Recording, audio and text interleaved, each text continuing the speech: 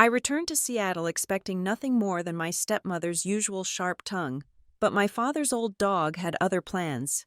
When he dragged that locked wooden box from under Vivian's bed, he unearthed evidence that would shatter her 20-year performance of the perfect wife. As a forensic accountant, I knew the game had changed. The woman who once beat me while my father slept was no longer the predator. She was about to become my case. My name is Fiona Nichols, in Denver. I am a partner and co-founder of NovaTrace Analytics, a firm that specializes in untangling complex financial fraud for high-net-worth individuals and corporate insurers. My clients pay me $400 an hour to find the truth buried beneath layers of shell companies and falsified ledgers. But standing on the front porch of my childhood home in Harbor Falls, Washington, I was not a successful forensic accountant. I was simply the prodigal daughter returning to the scene of the crime, bracing myself for another performance of the happy family charade. The air in the Pacific Northwest was heavy with the scent of pine and impending rain, a damp chill that seeped through my wool coat.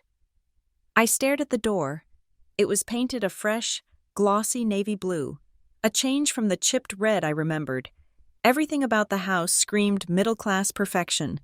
The wreath on the door was made of dried autumnal wheat and silk ribbons, perfectly centered. The walkway was swept clean of wet leaves. To a stranger, or even to the neighbors, this house was a sanctuary of suburban stability. I reached out to ring the doorbell, but my hand hesitated. My eyes drifted to the window to the right of the door. Through the sheer curtains, I could see the faint outline of the staircase banister inside. I did not need to be inside to know that if I ran my thumb along the underside of that polished oak railing, about 3 feet from the bottom, I would feel the deep, jagged grooves. They were scratch marks. I had made them when I was 14 years old.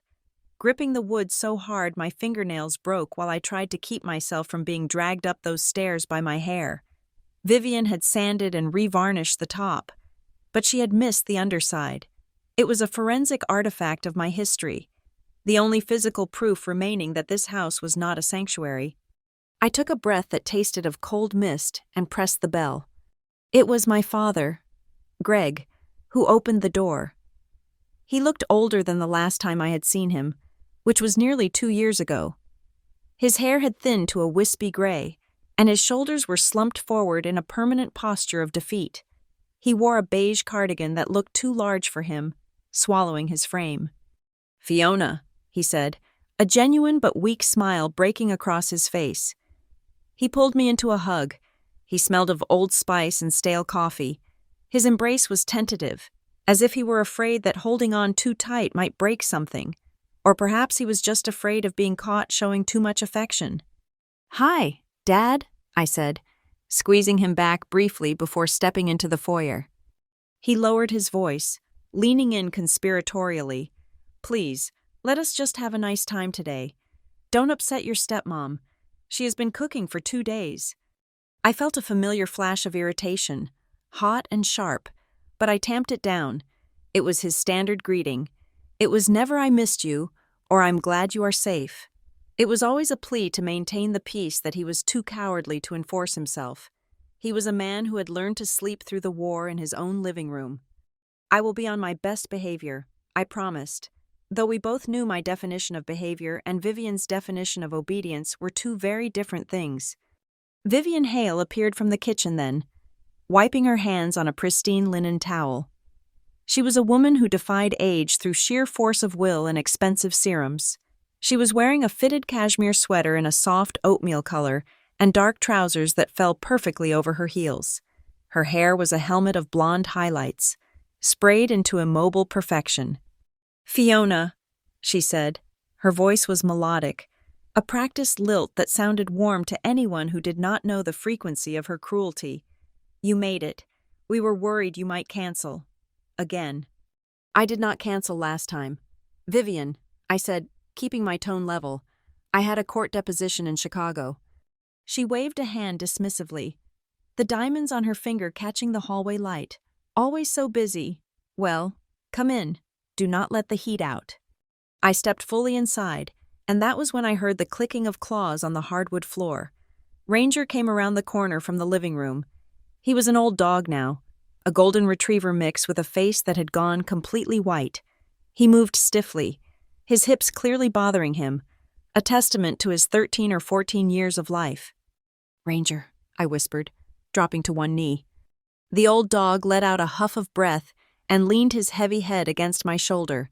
His tail gave a slow, rhythmic thump against the floor. Ranger had been my only ally in this house. On the nights when I was locked in my room, he would lie outside my door, his nose pressed to the crack, breathing steadily so I would know I was not alone.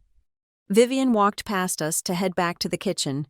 As she passed, Ranger did not look at her, but a low, almost imperceptible rumble vibrated in his chest against my arm. It wasn't a bark. It was a growl so soft it was felt rather than heard. He remembered. Animals always remember the energy of a person, even when the people around them choose to forget. "Come along, Greg," Vivian called out without looking back. "I need you to carve." I followed them into the kitchen. It was an architectural digest centerfold, granite countertops, copper pots hanging from a rack, the smell of roasting sage and butter filling the air. It was intoxicatingly homey, a sensory trap designed to make you lower your defenses. On the counter, a massive turkey rested, golden and glistening, bowls of stuffing, cranberry sauce made from scratch, and green bean casserole were lined up like soldiers awaiting inspection. "Grab the wine glasses, would you, Fiona?" Vivian asked, pointing toward the cabinet. "Unless you have forgotten where we keep things." I opened the cabinet and retrieved the crystal stems. "So," Vivian said, checking her reflection in the microwave door, "your father tells me you are doing accounting? I must say, I am surprised. I always told Greg you were too creative for numbers. I mean, with the stories you used to make up. I thought you would write fiction." She emphasized the word stories with a sharp look. We both knew she wasn't talking about fairy tales. She was talking about the times I tried to tell people about the bruises. "Forensic accounting, actually," I corrected, placing the glasses on the island. "Right," Greg said, picking up the carving knife with a shaky hand. "She catches bad guys with calculators. Is that it, sweetie?" It was a summary so reductive it was almost insulting, but I knew it was the version Vivian had fed him. She controlled the narrative of my life within these walls, to them. I was barely scraping by, doing taxes for small businesses. I had never corrected them.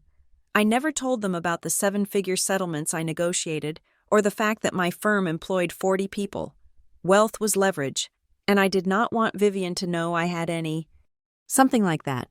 "Dad," I said.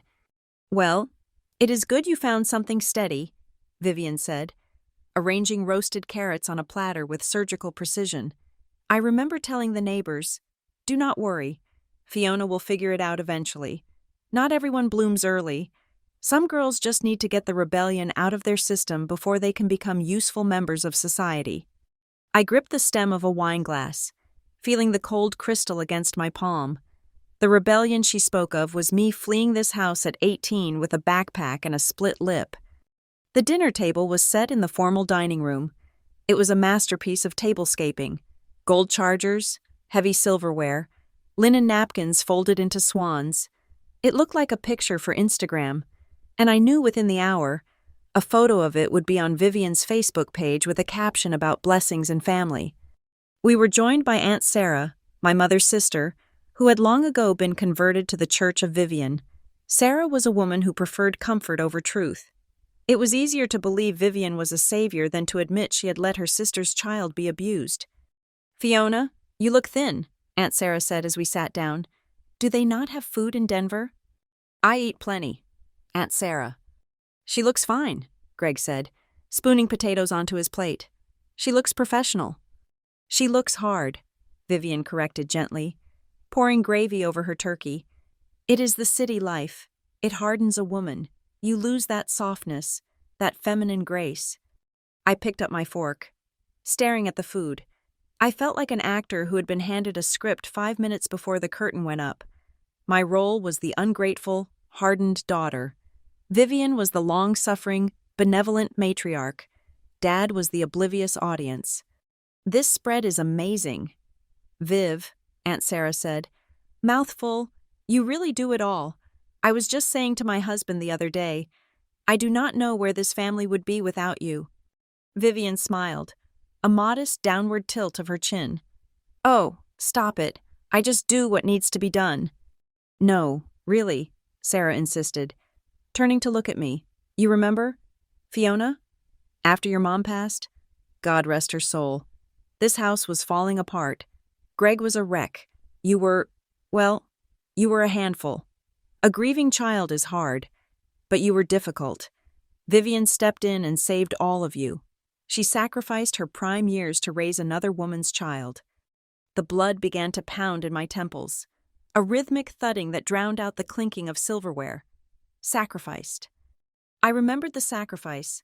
I remembered the day she sold my mother's piano because she said we needed the money for roof repairs, only to come home a week later with a new wardrobe. I remembered the way she isolated me from my friends, telling their parents I was a pathological liar so they would stop inviting me over. I looked at my father. He was chewing his turkey, his eyes fixed on his plate. He was not deaf. He heard Sarah praising the woman who had systematically dismantled his daughter's spirit, but he said nothing. He just ate, swallowing the lies along with the stuffing. I took a sip of wine. It was a cheap Merlot, acidic and thin. "We all did our best," I said, my voice tight. Under the table, something warm pressed against my leg. I glanced down. Ranger had crawled beneath the heavy tablecloth. He was too big for the space, really, but he had curled himself into a ball at my feet. He let out a long sigh, resting his chin on my boot. He was hiding. The tension in the room was a frequency he could not stand. Vivian tapped her glass with a spoon, the sharp ding-ding-ding silencing the small talk. "I just want to say," she began, her eyes sweeping over the table, lingering on me for a fraction of a second too long, "how grateful I am. We have had our struggles. Every family does. But looking around this table, seeing Greg healthy, seeing Fiona home, it makes it all worth it. To a united family." "To family," Aunt Sarah echoed enthusiastically. Dad raised his glass. "To family." I lifted my glass but did not drink. I looked at Vivian. She was glowing in the candlelight, flush with the victory of her own narrative. She thought she had won. She thought that because I was sitting here, eating her food, I had accepted my defeat. She thought the past was buried under 20 years of silence and new floorboards. But she did not know who was sitting across from her. She saw the 18-year-old girl she had beaten into submission. She did not see the partner of Novatrace Analytics. She did not see the woman who spent her days tracking hidden assets and exposing lies that were far more sophisticated than Vivian's suburban manipulations.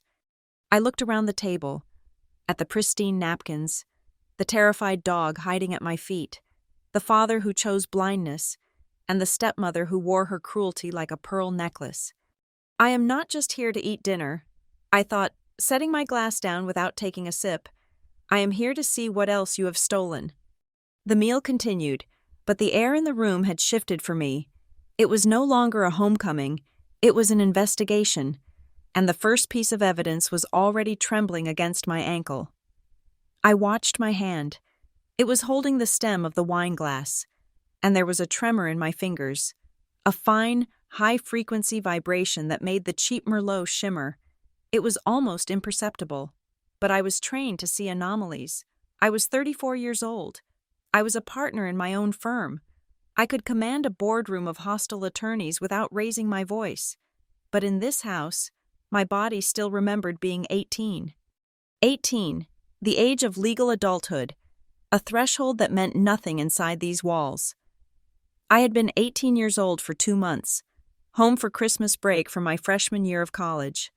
When Vivian finally knocked the rebellion out of me, that was the phrase she used later when she told the story to Aunt Sarah. The memory is not a clean narrative. It is a collection of forensic data points. It started over something meaningless, a dish I had forgotten to wash, a tone she did not like. I had finally talked back, using the confidence I had scraped together after 4 months of being on my own. I told her she could not speak to me that way anymore. I told her I was an adult. The first sound was the sharp crack of her open palm against my face. It was so loud it seemed to echo in the kitchen. Then came the shove. I was not small, but she had the power of pure, unadulterated rage. My back hit the edge of the kitchen counter. I remembered the sound of my breath leaving my body in a sudden whoosh.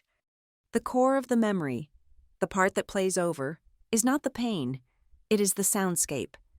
I remember the scrape of a chair leg on the linoleum floor as she pinned me in it, her hands gripping my arms so tightly I knew there would be finger-shaped bruises in the morning. I remember the sharp, crystalline shatter of a picture frame hitting the floor, a photo of my mother, as my flailing arm knocked it off the hall table. I remember the dull, heavy thud of my shoulder impacting the drywall as I tried to get away. But the loudest sound was the silence. Through it all, the television in the living room played a basketball game, and from the master bedroom, just down the hall, came the sound of my father, Greg Nichols, sleeping. His door was closed. It was always closed. He was a man who could sleep through anything. He could sleep through a house fire. He could sleep through his daughter being systematically dismantled. When it was over, I was on the floor, and Vivian was standing over me, her chest heaving. She was not crying. She was energized. The next day, the story was already written. Vivian told Aunt Sarah I had come home with a college attitude, that I had become aggressive, that I had lost control and started throwing things, including my own mother's picture.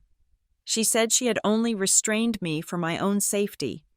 And everyone believed her. I saw the looks from the neighbors, the sympathetic, pitying glances they gave Vivian, the wary, disappointed way Aunt Sarah looked at me. I was the rebellious child, the ungrateful daughter, the problem that this poor, sacrificial woman had been forced to endure. My father drove me back to the airport a few days later. He was quiet, the car filled with the smell of his coffee breath and my silent humiliation. He did not ask about the fading yellow-blue marks on my arms. He did not ask why the picture of my mother was gone from the hall table. He just handed me a $50 bill and said, "Try to be more understanding of Vivian. She has given up a lot for you." That was the moment I understood. It was not that he did not know. It was that he had made a choice. He had weighed the two narratives, a difficult, grieving, angry daughter versus a stable, supportive, new wife, and he chose the one that made his life easier. He chose to believe her, or rather, he chose to pretend to believe her.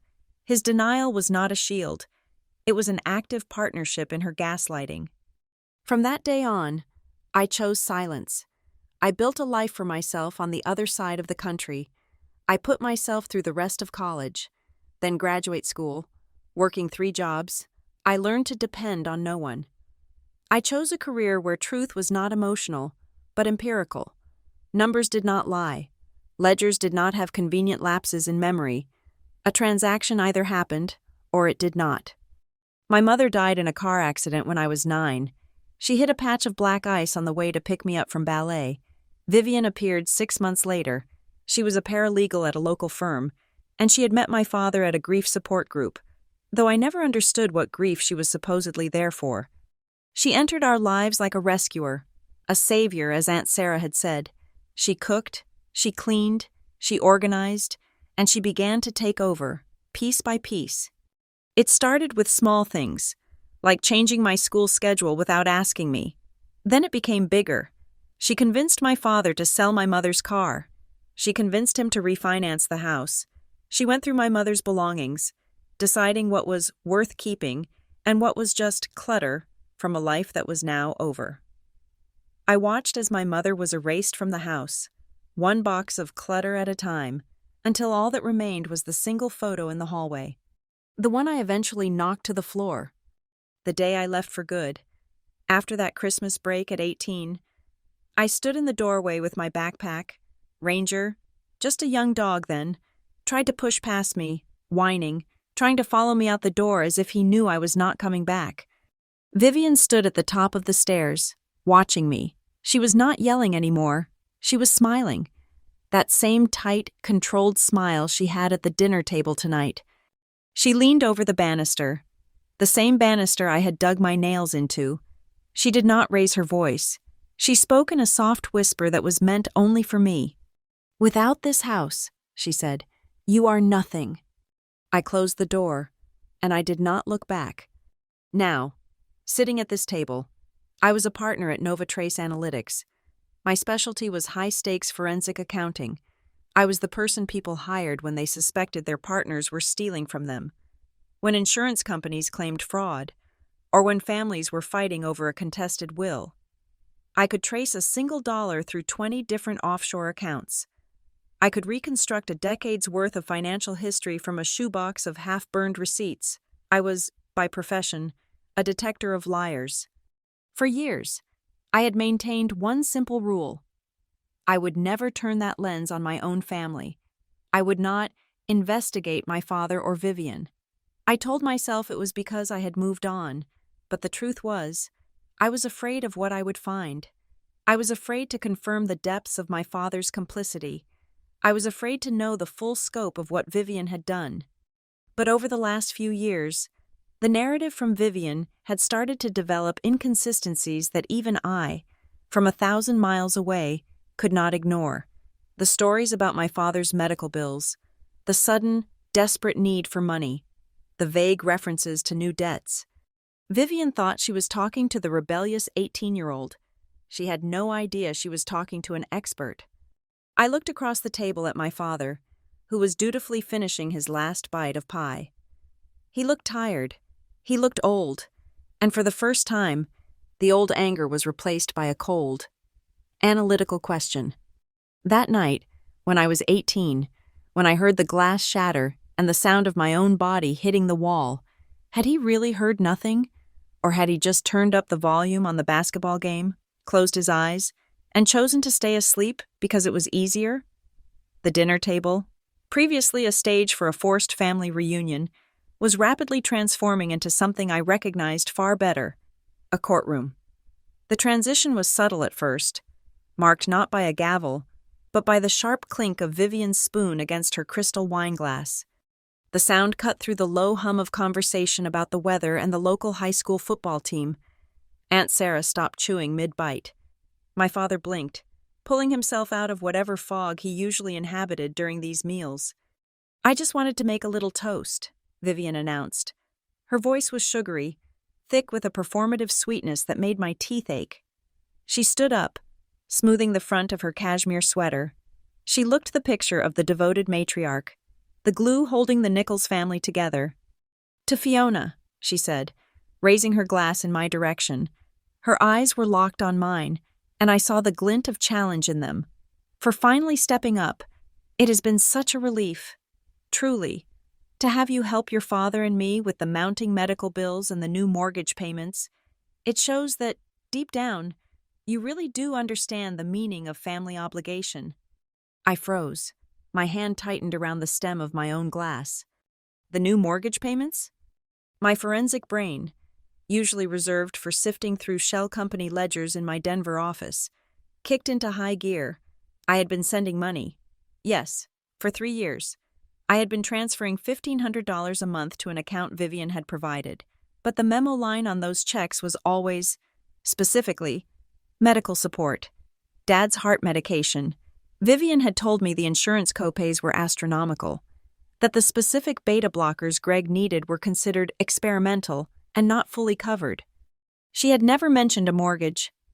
I kept my face impassive, a skill I had honed during years of sitting across from embezzlers who were trying to bluff their way out of a prison sentence.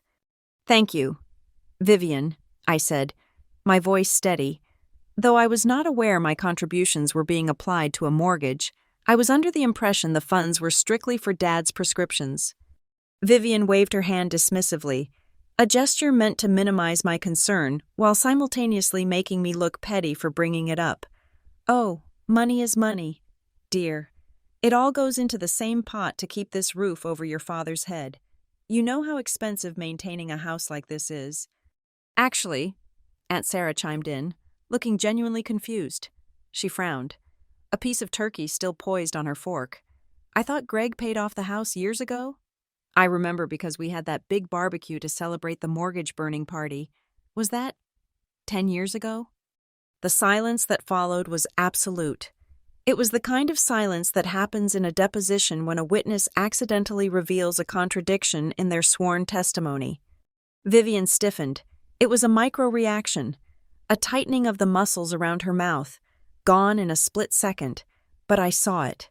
She recovered instantly, letting out a breathless, patronizing laugh. "Oh, Sarah, you know how the economy has been," Vivian said, shaking her head as if Sarah were a child who did not understand how the world worked. "We had to take out a second line of credit a few years back, just to cover some upgrades, and with Greg's health declining, we needed the liquidity.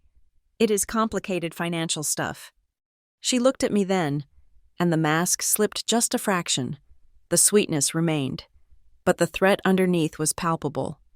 "But thankfully, Fiona is doing so well now," Vivian continued, turning the spotlight back on me. "I mean, a partner at a big firm? I am sure $1,500 is just pocket change to you, isn't it, Fiona? It is the least you can do, really, after everything." She was boxing me in. It was a classic manipulation tactic. Establish a public baseline of expectation so that any refusal looks like cruelty. If I argued about the money now, in front of the family, I would look like the stingy rich daughter refusing to help her ailing father. I felt the heat rising in my chest, but I forced my breathing to remain slow. Do not react. I told myself, analyze. There were two lies on the table now. One, the mortgage. I knew for a fact that the housing market in Harbor Falls had been stable. If they had refinanced, there would be a paper trail. Two, the allocation of funds. If she was moving my medical support payments into a general pot, that was commingling of funds. In my line of work, that was a red flag the size of a billboard. "I am always happy to help, Dad," I said, choosing my words with the precision of a surgeon. "But if there are new financial instruments involved, like a second mortgage, I would love to see the paperwork. As an accountant, I might be able to help you restructure it for a better rate." Vivian's smile faltered. She did not want my help. She wanted my check. "Oh, there is no need to bore everyone with paperwork on a holiday," she snapped, her tone sharpening. "Why do you always have to make everything so transactional? Fiona, can't you just trust that I'm handling it? I have been handling everything for 20 years while you were off. Finding yourself." She turned to the table, her voice trembling with manufactured emotion. "You all do not know what it was like," she said, dabbing at a dry eye. "When Fiona left, when she ran off to college and cut us off, Greg was so heartbroken. His health started to fail right then. The stress. The stress is what caused the heart issues. We went into debt trying to manage his blood pressure, trying to fill the void she left." I stared at her. The audacity was breathtaking. She was rewriting history in real time, turning my escape from her abuse into the cause of my father's illness. She was blaming the victim for the collateral damage of the abuser. Across the table, my father looked down at his plate, pushing peas around with his fork. "Is that true, Greg?" Aunt Sarah asked softly. "You never said you were in debt." Dad started, his voice raspy. He looked at Vivian, then at me. "I don't know the details, really. Vivian handles the books. She says we are tight." "See?" Vivian said triumphantly. "He is too sick to worry about money. That is why I carry the burden. And now that Fiona is successful, it is only right she pays back some of what she took." She reached out then. She reached across the corner of the table to pat my hand, a gesture that was supposed to look maternal, forgiveness offered to the prodigal child. "I know you want to make it right, Fiona," she cooed. As her hand moved toward me, a low, menacing sound vibrated from beneath the table. Grrr. It was Ranger. The old dog had shifted. He was pressed against my legs, and as Vivian's hand came within inches of my arm, the growl deepened into a snarl. It was not the sound of a domesticated pet. It was a primal warning. Vivian snatched her hand back as if she had been burned. "Good Lord," she hissed. "That dog needs to be put down. He is vicious." "He is not vicious," I said, my voice dropping an octave. "He just has a very good memory." I looked at her hand, then up to her eyes. The courtroom was now in session. I decided, in that moment, to drop the first piece of hard evidence. "I am confused. Vivian," I said. I did not raise my voice. I spoke with the flat, affectless tone I used when presenting a fraud audit to a board of directors. "You say you went into debt when I left. You say you need help, but for the last 3 years, on the first of every month, I have wire transferred $1,500 to your personal Chase bank account. That is $54,000 to date." The room went silent again. This time, it was not a confused silence. It was a shocked one. $54,000? Aunt Sarah gasped. My father looked up, his eyes wide. "Fiona, you have been sending money?" I never stopped looking at Vivian. Her face had drained of color, leaving the rouge on her cheeks standing out like clown paint. "Yes, Dad," I said. "Vivian told me 3 years ago that your insurance had capped out. She said you needed a specific medication that cost $1,200 a month, plus doctor's fees. I sent the money immediately. I have the bank transfer receipts on my phone right now." Greg turned to his wife. He looked bewildered, like a man waking up in a room he did not recognize. "Vivian, you told me the new plan covered everything. You said we were just tightening our belts because of inflation." Vivian scrambled. I could see the gears turning in her head. Looking for an exit strategy, she let out a shaky laugh, pressing a hand to her chest. "Well, yes, Greg, of course," she stammered.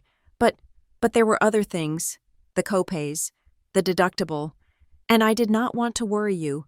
You know what the doctor said about your stress levels. If I told you Fiona was sending money, you would have felt guilty. You would have felt like a burden." She looked around the table, her eyes pleading for validation. "I did it to protect you." "Greg," she cried, her voice pitching up into a wail. "I took that money and I managed it so you would not have to know how bad things really were. I put it toward the house, the bills, everything."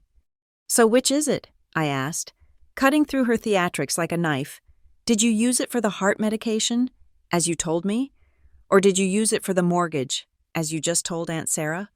Or did you use it for the debt you claim I caused? Because those are 3 different ledgers. Vivian, and in my experience, when the story changes 3 times in 5 minutes, the money usually is not in any of those places." Vivian's mouth opened and closed.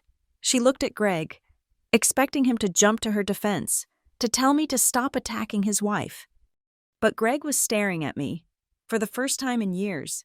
His gaze was focused. $54,000, he repeated. "I did not want to upset you," Vivian shrieked, slamming her hand on the table. "God, why is everyone looking at me like I am the villain? I have kept this family afloat. I have washed his clothes, cooked his meals, and nursed him while you were off in Denver living the high life." She stood up so abruptly her chair tipped backward, crashing onto the hardwood floor. "I am done being interrogated in my own house," she shouted. She stormed out of the dining room, her heels clicking furiously against the floorboards. We heard her footsteps pounding up the stairs, followed by the slam of the master bedroom door.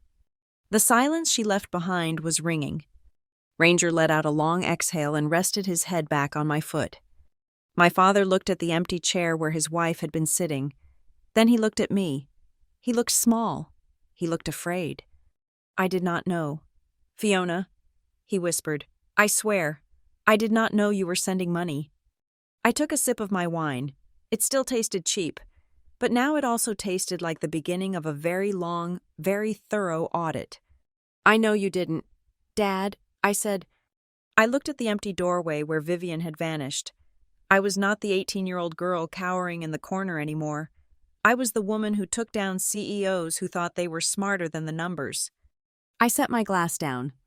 I stood up. "Where are you going?" Aunt Sarah asked, her voice trembling. "I need to use the restroom," I lied. But I wasn't going to the restroom. I was going to my car to get my laptop. I was going to log into the county clerk's office public records. I was going to pull the deed to this house. As I walked past my father, I paused. "Do not worry about the money." "Dad," I said softly, "we are going to find out exactly where it went."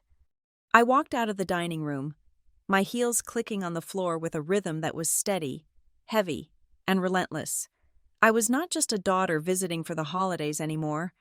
I was the lead investigator on the case of Vivian Hale, and I had just opened the file. The flight back to Denver was a 600-mile cocoon of icy calm. I left Harbor Falls before dawn, my father still asleep, leaving only a note on the counter that said, "Had to catch an early flight. Will call you." I did not want to speak to him. I did not want to speak to anyone until I had the facts. The Thanksgiving charade had provided an allegation. Now I needed the data. I was in my office by 10 a.m. on Friday. My partner, Maya, waved from her own glass-walled office, but I just held up a hand and mouthed, "On a call." I closed my door. The view of the Rockies was sharp and clear, the air thin and cold. This was my territory. I sat down, opened my laptop, and began the ritual. First, I logged into my personal bank account. I set the filter for wire transfers to the account number Vivian had given me. Date range, last 3 years. The list populated instantly, 36 entries, the first of every month, a repeating, reliable payment of $1,500. Total transferred, $54,000. I exported the file as a CSV. I opened a new instance of the proprietary analytics software we use at NovaTrace. I imported the data. I created a new case file. I named it Vivian Case Internal. I added a subfolder, Raw Facts. This was not a family matter anymore. This was a case, in my world. Numbers did not get emotional. They did not lie. They did not cry. They did not gaslight. They simply were, and I was about to make these numbers talk. Second, I tackled the mortgage lie. This was the easiest, a simple matter of public record. I opened a new browser tab and navigated to the Harbor County Assessor's Office Public Records portal. I typed in the address of the house in Harbor Falls. I pulled the deed. Owners: Greg Nichols, Elaine Nichols, deceased. My mother was still on the deed. Interesting. Then I pulled the mortgage history. Original loan, 1994. Refinance, 2002. And then, a document filed 8 years ago. Mortgage satisfaction.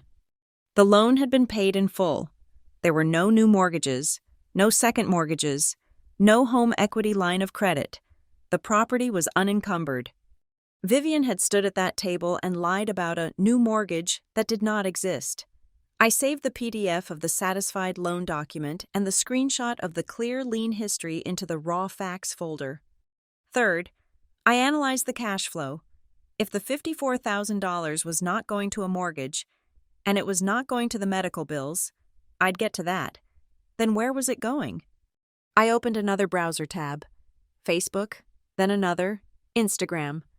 Vivian's profiles were meticulously curated. She was the grieving, devoted wife, the community pillar, the woman who loved gardening and her book club. She was also a woman who traveled, a lot.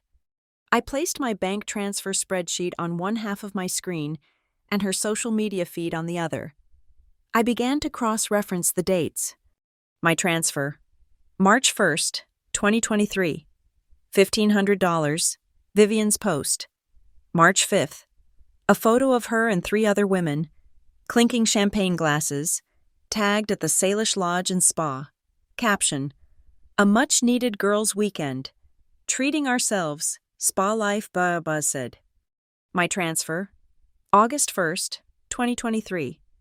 $1,500, Vivian's post. August 6th. A photo of her holding a new leather Gucci handbag, posing in front of a mirror.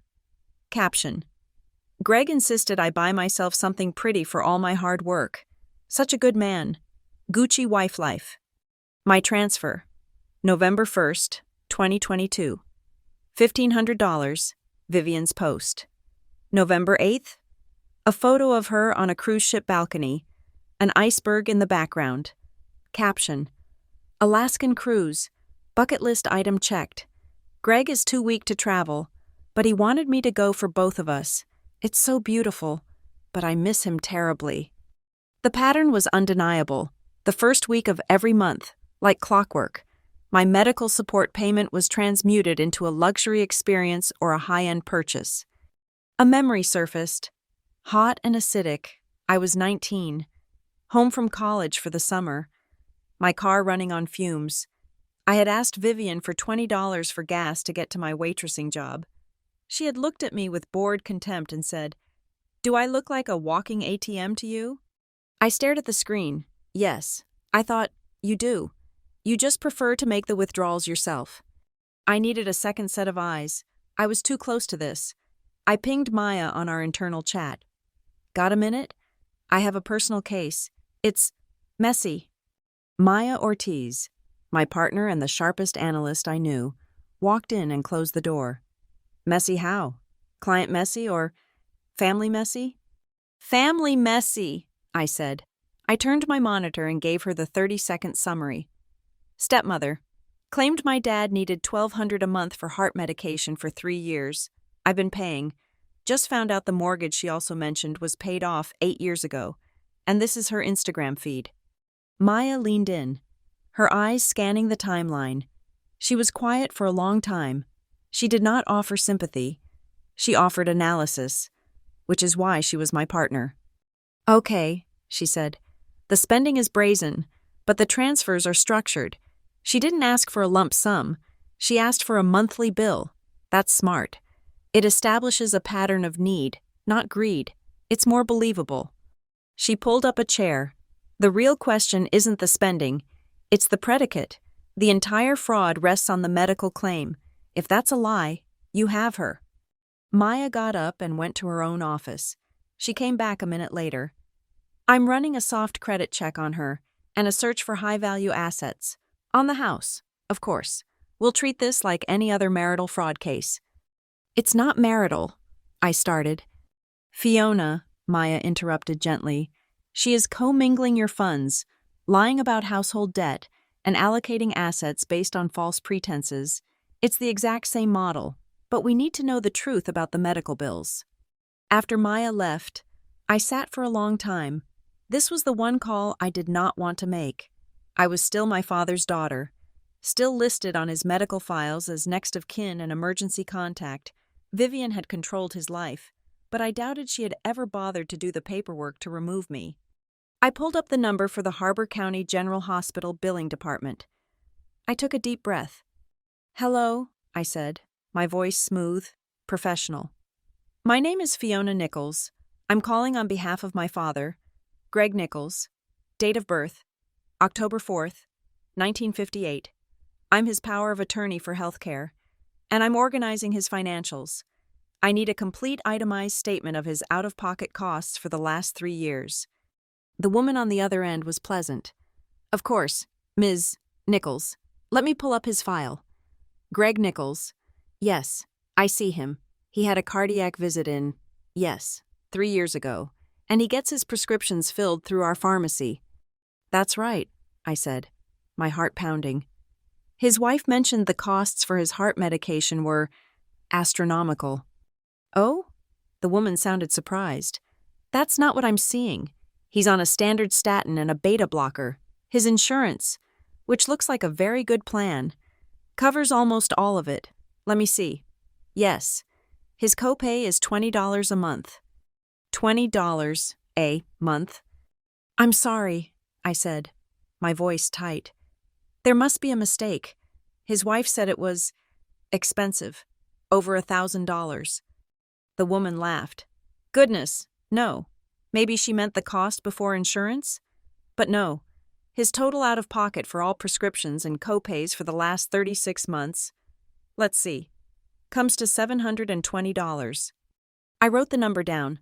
$720. I had sent $54,000. The discrepancy was $53,280. I see, I said. Thank you. You've been very helpful. I hung up the phone. I did not move. I stared at the legal pad. Sent, $54,000. Actual cost, $720. Profit, 53,280. She had not just exaggerated, she had not just padded the numbers. She had invented a crisis from whole cloth. She had taken a $20 copay and turned it into a $1,200 catastrophe. She had used my father's heart as a financial weapon against me. A notification popped up on my screen. It was Maya, on our internal chat. Check your email. I found the black card. Opened 3 years ago. The monthly statements are, well, you'll see. The spending on travel matches your transfers almost to the dollar. I looked back at my main monitor, where the timeline of my family fraud case was laid out. The bank transfers, the satisfied mortgage, the social media posts, the $20 copay. I felt the last bit of the 18-year-old girl die. The girl who cried. The girl who was scared. The girl who fled. She was gone. In her place sat a forensic accountant, a woman who had just compiled an airtight case of fraud by deception. I looked at the timeline, the glowing red line of her betrayal stretching across my screen. I was not a child looking at a monster anymore. I was a professional looking at a problem, and for the first time in my life, I realized I was not holding a shield. I was holding a scalpel. I flew back to Harbor Falls 2 days later. The case Vivian file on my laptop was now thick with evidence, but it was all digital. I needed physical documents, and I needed to see my father.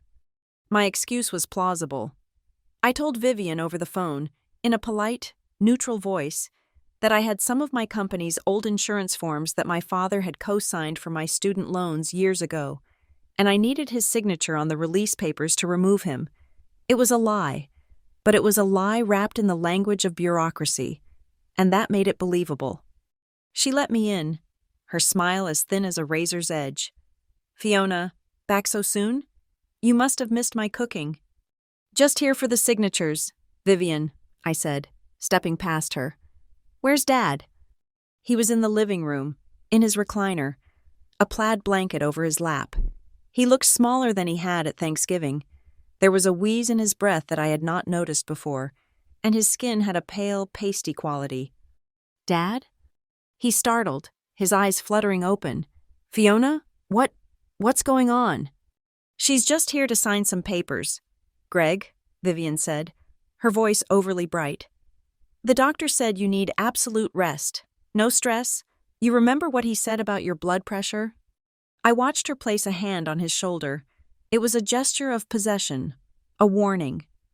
I suspected she was either exaggerating his condition to control him or, far worse, that her presence was the primary cause of it. That evening was a masterclass in domestic tension. I made a show of waiting for the right moment to present the papers. Vivian cooked a simple, joyless meal of baked chicken and steamed broccoli. Dad ate little, took his medication, 2 white pills, and by 8 p.m., he was nodding off. "Time for bed, Greg," Vivian said, helping him up from the recliner. I watched him shuffle down the hall to his room, his door closing with a soft, final click. I sat at the kitchen table, my briefcase on the floor next to me. Vivian poured herself another glass of wine. The second one. She sat down opposite me. The performance of the happy family was over. This was the negotiation. "He's very frail," she said, swirling the wine. "The stress of your last visit was not good for him. The doctor's bills are, well, they just keep coming." "I thought his insurance was covering everything," I said, my voice flat. "Insurance only covers so much," she snapped. "There are always other debts, things you wouldn't understand. The house needs a new roof. The property taxes went up." "So, more vague debts," I said. Her eyes narrowed. "What is that supposed to mean?" "It means I'm not transferring any more money until I see an itemized list of expenses. I want to see the hospital bills you claim are so high, and I want to see the contract for this new mortgage you're paying." Vivian laughed, a harsh, dry sound. "You want to see? You think you can waltz in here after 15 years and start auditing me?" "That's exactly what I'm doing." "I raised you," she hissed, leaning forward. The mask was gone, replaced by the familiar venomous rage I remembered. "This is my house. You don't get to ask me questions. I took you in when you were a mess, a broken little girl. And this is the thanks I get? You dare to question me? Yes, I said. I stood up, but I did not back away. I do. I looked down the hall, toward the closed bedroom door. A low, rhythmic snore was already audible.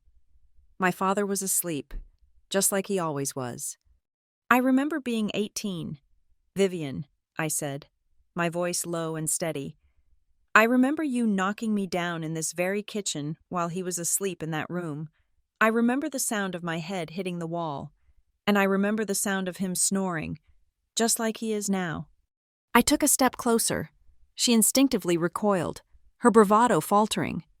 This time, I continued, I am not 18, I am not a child, I'm not scared of you, and I am not going to be silent. So, for the last time, where's the paperwork? She was genuinely rattled. Her face, which was usually a mask of control, was a mess of confusion and fear. She knew the game had changed. She knew the girl she had beaten was gone. You're lying, she stammered, but it was weak. She looked toward Greg's door, as if willing him to wake up and save her, to be the shield she always used, but there was only the sound of the snoring. Greg, do you hear what she's saying? But Greg was asleep, and in that moment of sudden high-pitched tension, something else happened. From the top of the stairs, a low growl echoed, grrr. Ranger. The old dog was standing on the landing, his white head lowered, his eyes fixed on Vivian. Stupid dog, Vivian spat, waving a hand. Get to bed. But Ranger didn't move. He just growled again, louder. Then, with a sudden, stiff-legged purpose, he walked past us, down the hall, and straight up the stairs. He went directly to Vivian and Greg's master bedroom, the door to which was slightly ajar. He pushed it open with his nose and disappeared inside. Ranger! Get out of there! Vivian shrieked, her voice cracking. Get out! We heard him rummaging. Then came a new sound, a sound of claws scratching against hardwood, a sound of scraping, a low sound. Vivian's face went from pale to ashen. The fear was replaced by a raw, primal panic. It was a look I had seen only once before, on the face of a CEO just as the SEC walked into his office. Ranger! She screamed. It was not a command. It was a shriek of pure terror. She bolted, pushing past me, running up the stairs. I was right behind her. I followed her into the master bedroom. Ranger was halfway under the king-sized bed, the back half of his old body wiggling as he strained. We heard a heavy wooden thud as he dislodged something. He backed out, panting, and began to drag a dark wooden box across the floor. It was old, maybe a foot wide, with a small tarnished brass lock on the front. He was pulling it by a leather strap, dragging it out into the middle of the room. Vivian let out a sound I had never heard a human being make, a strangled sob, a gasp of no. She lunged, not at me, at the dog. She dove for the box, nearly kicking Ranger out of the way to get to it. No, bad dog, bad, give me that. She grabbed the box and clutched it to her chest, her back slamming against the wall. She was panting, her eyes wide with a terror that was completely out of proportion. This was not a woman protecting old love letters. This was a woman protecting a crime scene. And in that moment, the snoring stopped. My father's door opened. He stood in the hallway, blinking, his hair a mess, his pajamas rumpled. Vivian, Fiona, what's all the yelling? What's going on? He looked at me.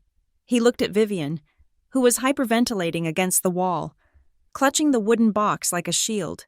He looked at Ranger, who was standing beside me, letting out a low, satisfied growl. I didn't raise my voice. I kept my tone calm, analytical. I'm not sure.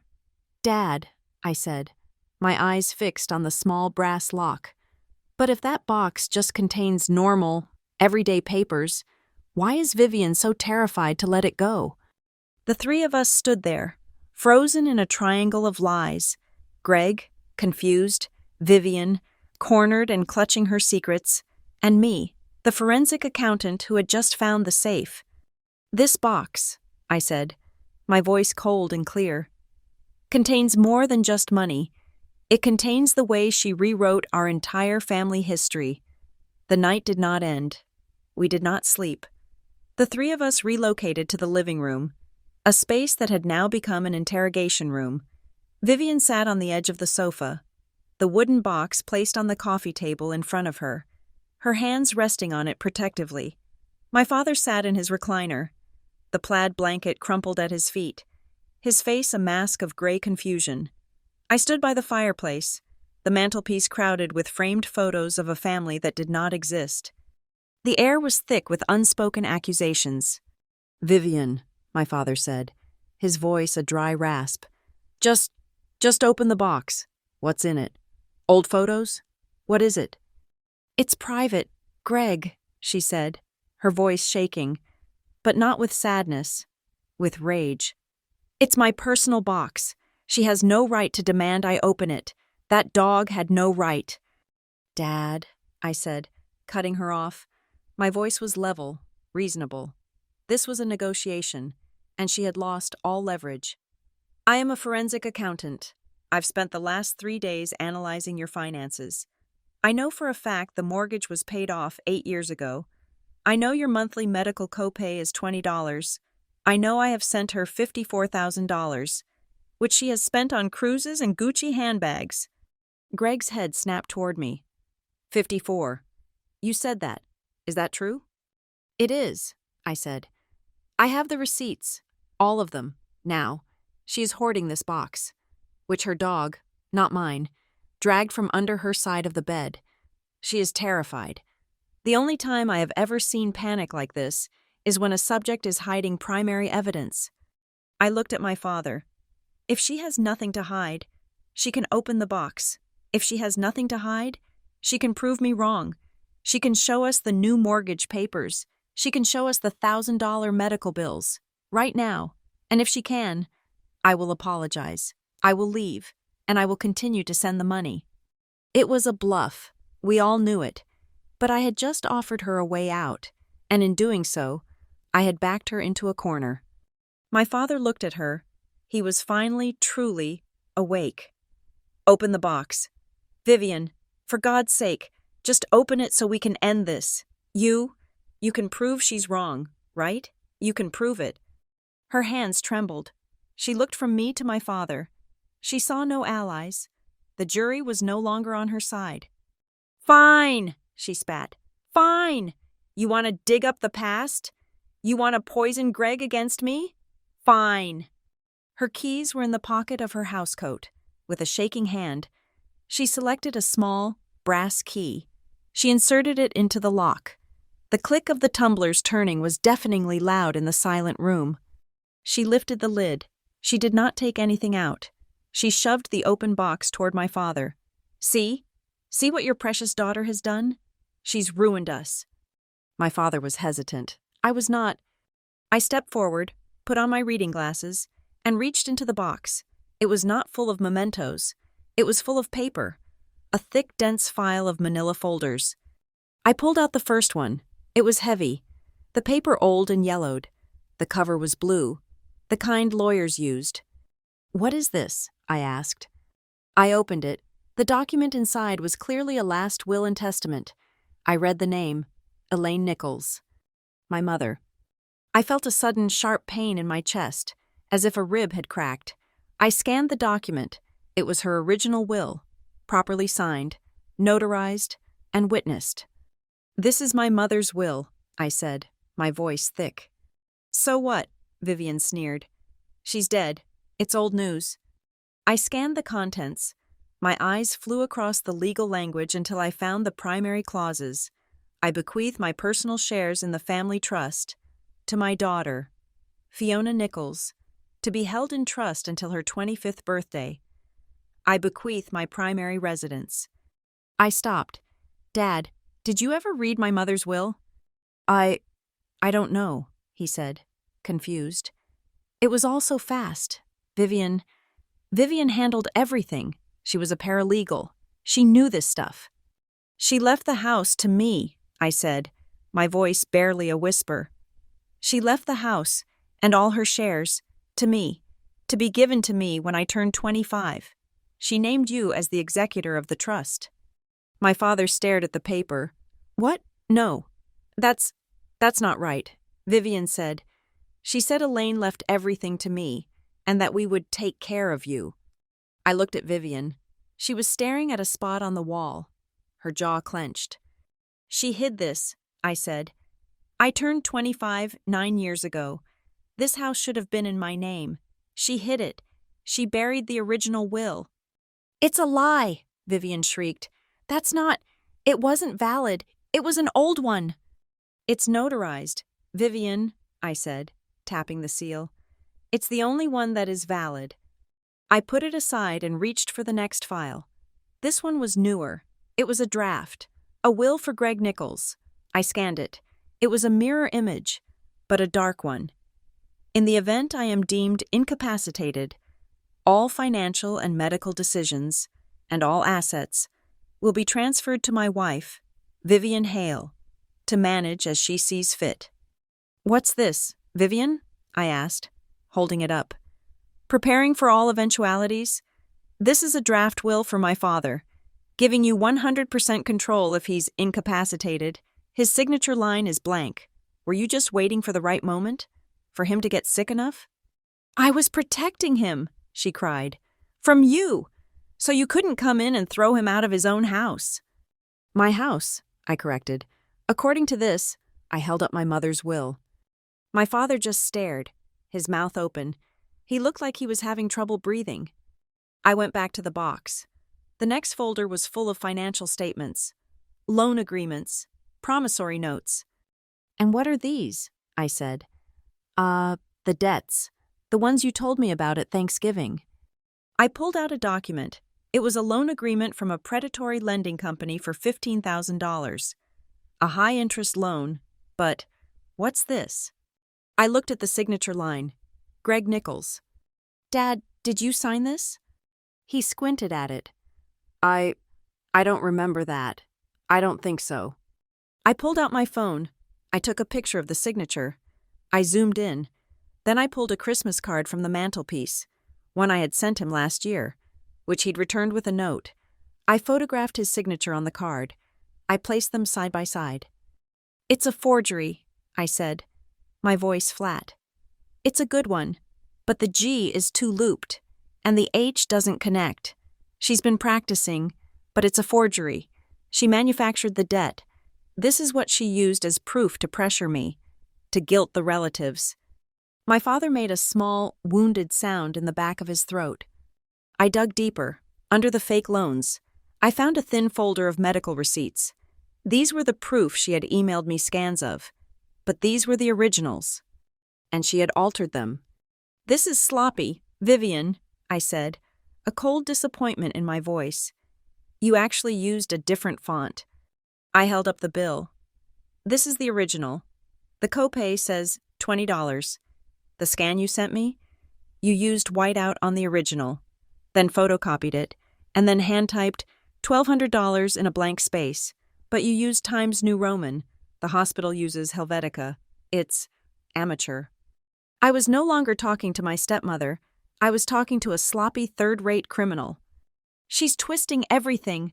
Greg, Vivian screamed, finally standing up. She's a liar. She has always been a liar. She's trying to steal your house. The house I maintained. The house I kept for you. Stop talking, I said. I had reached the bottom of the box, and under everything, under the fake wills and forged loans and altered bills, was a bundle of letters, tied with a faded pink ribbon. They were small, on pale blue stationery. I didn't have to look at the handwriting to know. I pulled the ribbon. The letters were addressed to my Fiona. I opened one. The date was from when I was 9 years old, just after she had died, but I had never seen it. My dearest Fiona, I read aloud, my voice cracking for the first time. I am writing this from the hospital, and I am putting it with my papers for you. I want you to know that no matter what anyone tells you, you are smart, you are strong, and you are loved. People will try to tell you their own stories. Don't listen. Trust what you see, not what you're told. Trust your own eyes. I looked at the stack. There were at least 20 of them. A lifetime of advice, a mother's guidance, written from her deathbed, meant to be given to me on my birthdays, letters I never received. You intercepted them, I whispered, looking at Vivian. The financial fraud was one thing. That was just money. This was theft of a different kind. This was soul deep. You let me grow up believing she had left me with nothing. You let me think I was alone. Vivian said nothing. She just stared at me with pure, unfiltered hatred. My father finally broke. He slumped forward in his chair, his face in his hands, and a lifetime of silent, sleeping denial shattered. He began to sob. It was not a quiet cry. It was a desperate, ugly wail of a man who realized he had slept through the entire robbery of his own life. Vivian turned on him. "Stop it, Greg. Stop it. Don't let her win. She's the one who did this. She came back. We were fine until she came back." I started to move, methodically. I took my phone. I opened my secure evidence app from Nova Trace. I began to photograph every single document: the will, the fake draft, the forged loan, the altered medical bill. I photographed every single page of every single letter my mother had written. I explained what I was doing, as if to a client. "This is the original will, Dad. It supersedes any document signed after. Unless it's proven you were of sound mind and not under duress, this is evidence of forgery. This is wire fraud. This is mail theft. This is undue influence." When I was done, I placed all the original documents back in the box. I closed the lid. I left the key in the lock. "I have copies of everything," I said, my voice now calm, the eye of the storm. "My lawyers will have them by morning." I zipped up my briefcase. I walked over to Ranger, who had been lying by the door, watching. I knelt down and put my arms around his neck. He smelled old and dusty, and he was the bravest living creature in this house. I whispered into his fur. "This time, you saved us both. You saved me, and you saved Dad." I stood up. I looked at my father, who was still crying, and at Vivian, who was standing stiff, a statue of pure venom. I walked to the front door. "I'm going back to Denver," I said. "I'll be in touch."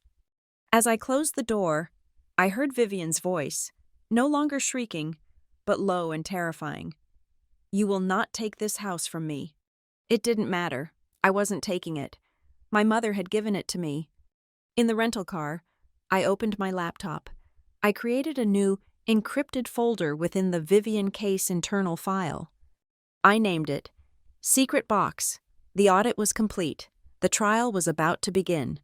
Back in Denver. The first call I made was not to my father, but to my attorney. The second was to my bank. I placed a permanent stop payment on all transfers to Vivian's account.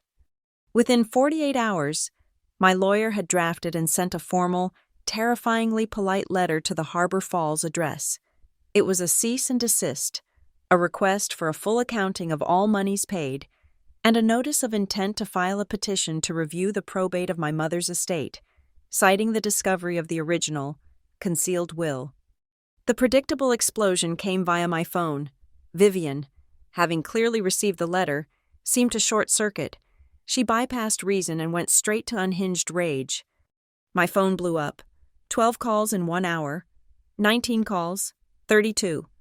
She left voicemails, a stream of consciousness tirade that was a glorious, admissible-in-court cocktail of threats, gaslit pleas, and pure, unfiltered venom. Click. "Fiona, you ungrateful little monster. You think you can steal this house from your sick father? I will destroy you. I will tell everyone what you are." Click. "Greg is crying. Do you hear that? He is crying.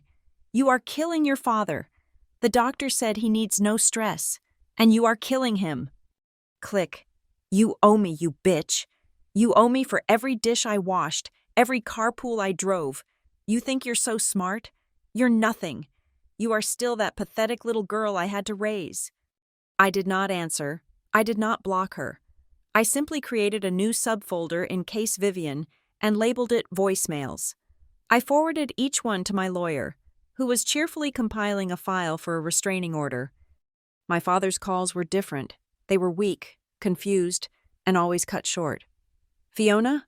I don't know what's happening. She's very upset. Fiona, please, just call her. Just fix it. I can't fix it, Dad, I said, my voice gentle but firm. This is a legal matter now. You need to talk to your own lawyer.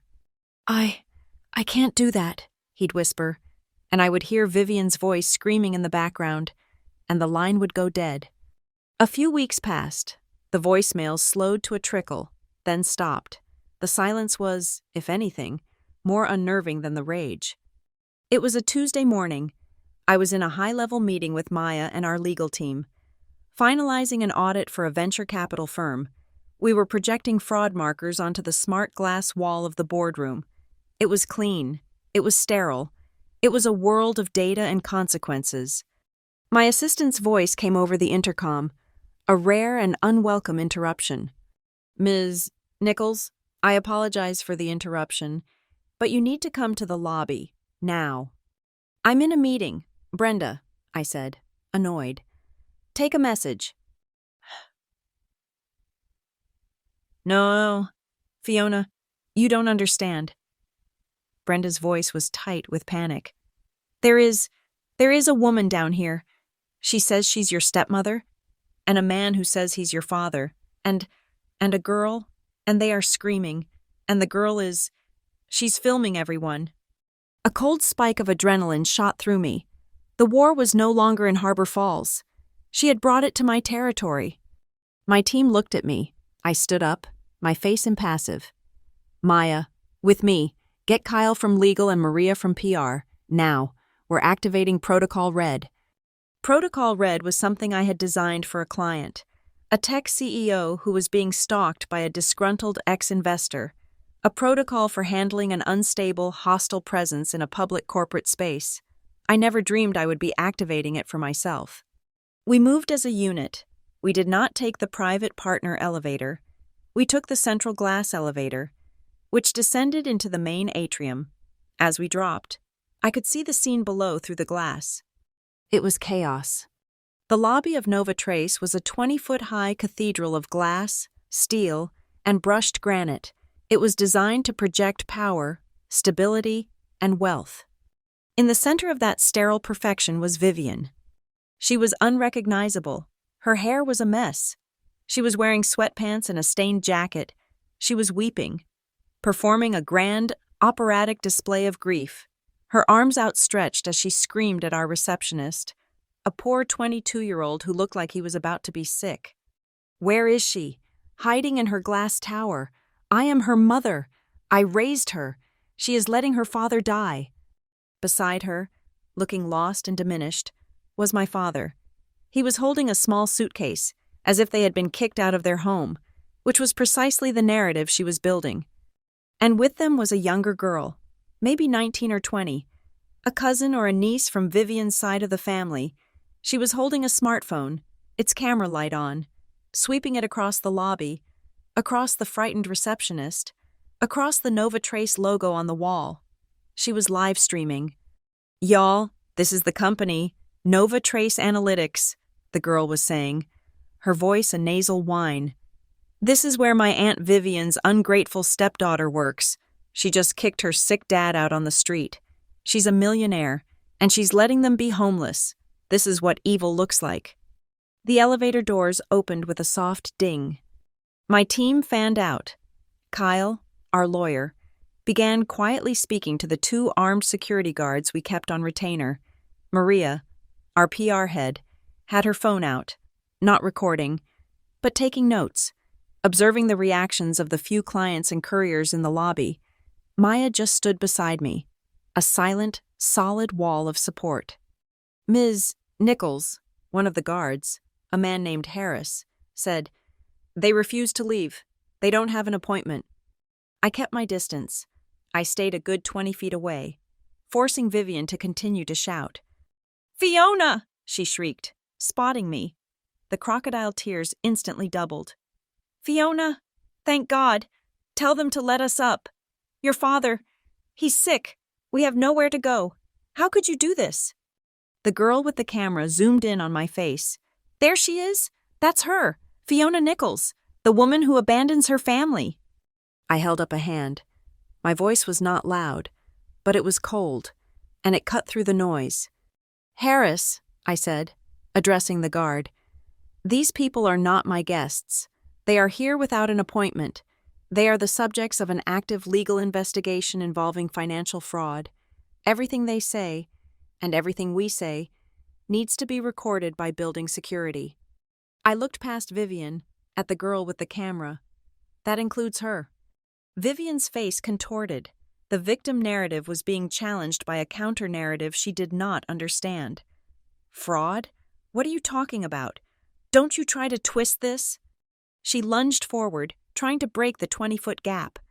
"I raised you. I loved you. You built this company, this palace, with the money we gave you, with the opportunities I gave you." The lie was so audacious, so public, that it momentarily stunned me. She was trying to claim she had funded my success. "Harris," I said, my voice like ice, "that is not true." I took 3 steps forward. I was not shouting. I was projecting, the way I did in a hostile boardroom. I was no longer speaking to Vivian. I was speaking to the camera, to the clients in the lobby, to the security guards. "Vivian," I said, and the lobby was so quiet now that my voice echoed slightly off the marble. "For the last 3 years, I have sent you a wire transfer for $1,500 a month. That totals $54,000. Vivian's eyes widened. She did not expect this. She did not expect facts. "You told me that money was for my father's heart medication and for a new mortgage. I have spoken to the hospital. His copay is $20 a month. I have pulled the public records. The mortgage on the house was paid off in full 8 years ago." I paused. The girl with the camera had stopped her narration. Even she was just listening. "So I have a simple question," I said, locking eyes with my stepmother. "Where is the $54,000? Vivian, can you explain the discrepancy?" The lobby was dead silent. Vivian, for the first time in her life, was speechless. She had been tackled by a fact in public. She had no script for this. She stammered, You, how dare you? You count pennies? You count pennies while your father is sick?" It was her last, desperate pivot, back to the emotional, back to the sickness. "Your father is sick," she shrieked, grabbing Greg's arm. He needed things. You don't know. I had to manage. I had to. I did not say another word. I had made my statement. I had presented the audit summary. I did not need to argue. I simply looked at Harris. I gave him a single, sharp nod. "Ma'am, you need to leave," Harris said, his voice polite but firm. He and the other guard stepped forward. "You are trespassing on private property." "No!" Vivian yelled, as they took her by the arms. "You can't! This is my daughter! Greg, do something! Tell her!" But my father just stood there, holding the suitcase, his face pale and his eyes empty. He looked at me, not with anger, but with a terrible, hollowed-out shame. He had been brought here as a prop, and he had played his part. "You will not get away with this!" Vivian screamed as they escorted her toward the glass doors. The girl was still filming, but now she was backing away, shouting about assault and corporate bullies. The doors slid shut. The lobby was quiet again. My team was still around me. Brenda, the receptionist, was visibly shaking. "It's okay, Brenda," I said, my voice softening. "You handled that perfectly. Miss Nichols?" A man in a Brioni suit stepped forward. I recognized him instantly. Robert Chen. He was the CEO of our largest client, a multi-billion-dollar insurance fund. He had apparently been in the lobby for the entire performance. "Mr. Chen," I said, my heart sinking, "I am profoundly sorry you had to witness that." He held up a hand. "Fiona, I have dealt with fraudulent claims for 30 years. I know what a manufactured performance looks like, and I know what professional grace under fire looks like. Your team, and you, were exemplary. He paused, adjusting his cuff. If you need a witness statement, as a client, or personally, to attest to your character and the unhinged nature of that accusation, my office is at your disposal. Thank you, Robert, I said. That means more than you know. He nodded, and his car pulled up. He was gone. The adrenaline began to fade, leaving a cold, hollow ache. I turned to my team. Maria, get a statement ready, internal only, just the facts, an unscheduled personal matter, a disturbance, handled by security. Kyle, review the security footage and send a copy to my personal lawyer. Maya, I need coffee. I walked back to the elevator. The doors closed, and the mirrored steel reflected my image. A woman in a sharp, tailored suit, her hair in a perfect knot. But as the elevator began to rise, I looked down at my hand. It was trembling, a fine, high-frequency vibration that I could not control. I had won the battle in the lobby. I had beaten her on my turf. But as I stepped back into my office, the glass walls suddenly felt like a cage. I closed my door, sat in my chair, and looked out at the mountains. She had lost the public battle, but she had achieved her secondary objective. She had brought the ugliness of Harbor Falls into the clean, sterile world I had built. She had reminded me that no matter how high my glass tower was, the past could still ride the elevator up and spit on the marble floor. If they want this to be a public war, I thought, balling my shaking hand into a fist, then I will play on the field where I am strongest. Truth, documents, and the full, unsparing power of the law. The legal assault arrived on a Tuesday morning, delivered by a process server who looked apologetic as he handed me the thick manila envelope. It was a civil lawsuit filed in the Superior Court of Washington State. The plaintiff was technically my father, Gregory Nichols, but the filing attorney was a man named Marcus Thorne, a lawyer known in King County for aggressive personal injury litigation. The fingerprints of Vivian Hale were all over every page. I sat in my office and read the complaint. It was a masterpiece of fiction. They were suing me under a statute regarding filial responsibility, an arcane law that could hold adult children financially liable for their indigent parents. The complaint alleged that I, a wealthy partner at a forensic accounting firm, had willfully abandoned my ailing father, causing him destitute living conditions and severe emotional distress.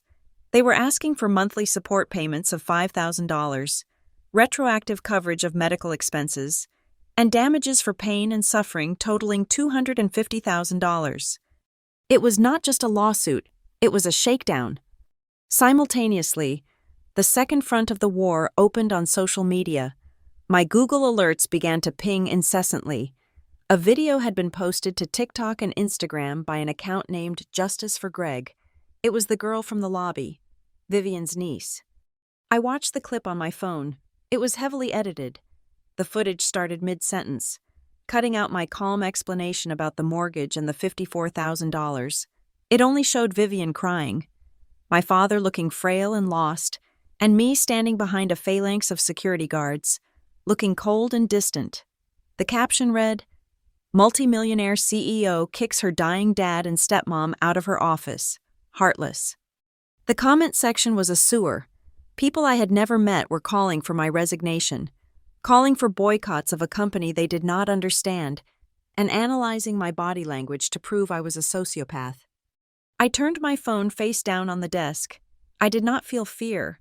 I felt the cold, hard clarity of a forensic auditor who had just found the smoking gun. I called a war room meeting. Kyle, our general counsel, and Maya joined me.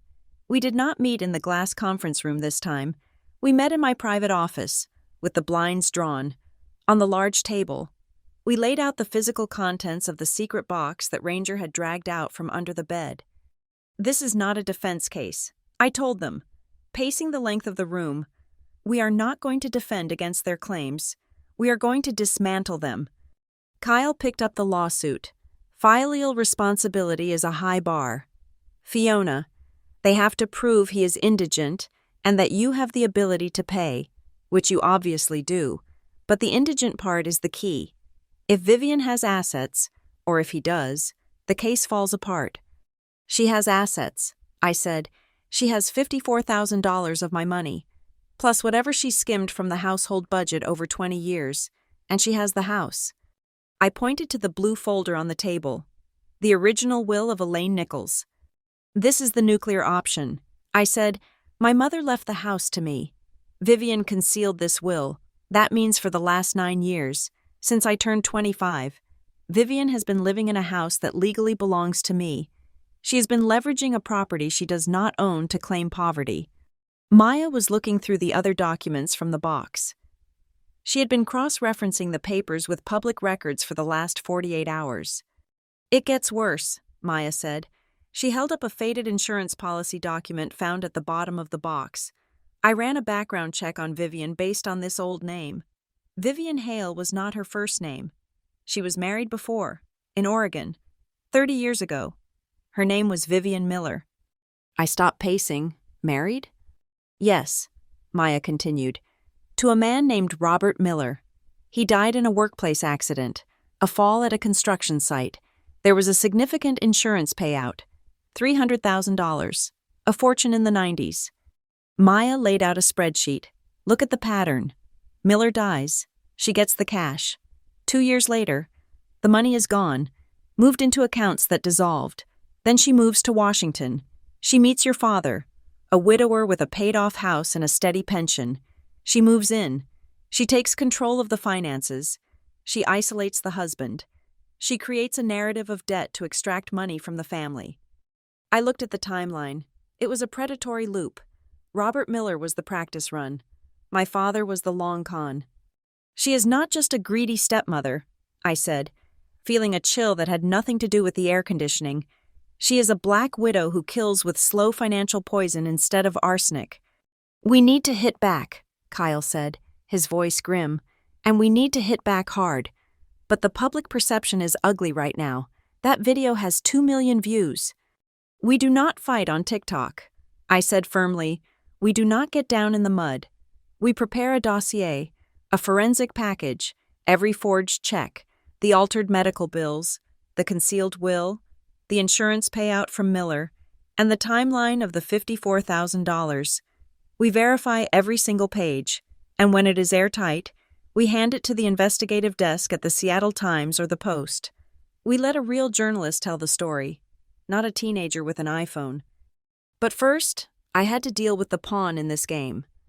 My father was trapped. I knew Vivian was whispering in his ear day and night, telling him I abandoned him, telling him this lawsuit was the only way to survive. He was being held hostage by his own passivity and her active malice. I prepared a package for him. It contained no legal threats. It contained only 2 things: a high-resolution copy of my mother's original will, highlighting the section where she left the house to me, and copies of the 20 letters Vivian had stolen, the letters my mother wrote to me from her deathbed. I did not mail it to the house. Vivian would intercept it. I hired a private courier to wait outside the pharmacy where my father went every Wednesday to pick up his prescription, the one that actually cost $20. The courier reported back 2 hours later. Target approached. Package delivered personally. He sat in his car and opened it. He was observed reading for 20 minutes. He was observed weeping. Now we wait, I said. While we waited for the emotional fuse to burn, my legal team went to work on the scorched earth strategy. We drafted a countersuit. It was not asking for money. It was asking for justice. We filed for a declaratory judgment on the ownership of the house based on the suppressed will. We filed claims for fraud, conversion of funds, and intentional infliction of emotional distress. But the most damaging charge was undue influence and elder financial abuse. By accusing her of elder abuse, we triggered a mandatory investigation by the state. It would freeze her access to joint accounts. It would force open the books that she had kept closed for 20 years. The atmosphere at Nova Trace was tense. The video was still circulating, and I could feel the eyes of my employees on me when I walked through the bullpen. They were wondering if their boss was the monster the internet said she was. I called an all-hands meeting. I stood at the front of the room. No slides, no notes. I know you have all seen the video. I began. I spoke clearly, without defending myself, simply stating facts. My family is currently involved in a complex legal dispute involving fraud and forgery. The allegations against me are false, and we are proving that in court, not on social media. However, I know that chaos at the top can be distracting. If anyone feels uncomfortable working here while this is ongoing, I will understand.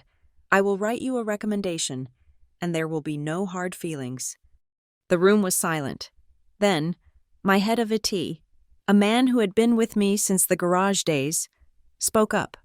Fiona, you audited my books when I thought my partner was stealing. You found the missing money to the penny. You are the most honest person I know. We are not going anywhere. A murmur of agreement went through the room. I felt a lump in my throat, but I swallowed it down. Thank you, I said. Now, let us get back to work. 2 days later, the courier package did its work.